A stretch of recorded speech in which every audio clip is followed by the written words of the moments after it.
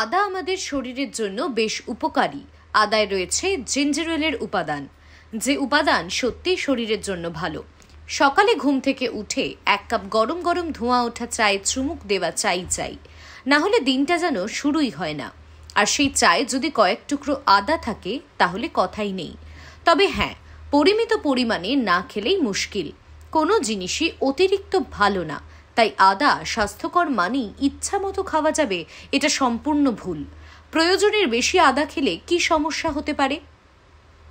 ঘন ঘন আদা চা খেলে হজমের সমস্যা থেকে দূরে থাকা যায়। আবার সেই আদা যদি পরিমাণে বেশি খান তাহলে আবার হিতে বিপরীত হতে পারে। হজমের গোলমাল বাঁধতে পারে বেশি আদা খেলে। সেই সঙ্গে বুক জ্বালা, পেট ফাঁপা, পেট খারাপের মতো সমস্যা হতে পারে। তাই আদা খাওয়ার বিষয়ে সতর্ক থাকা জরুরি। অ্যালার্জির সমস্যা থেকে থাকলে আদা কম খাওয়াই শ্রেয়। আদা রক্ত জমাট বাঁধতে দেয় না, ফলে রক্ত সঞ্চালন ঠিকঠাক হয়। হার্টের রোগের ঝুঁকিও কমে। তবে আদা বেশি খেলে আবার রক্ত বেশি পাতলা হয়ে যায়, তখন রক্তপাতের ঝুঁকি থাকে।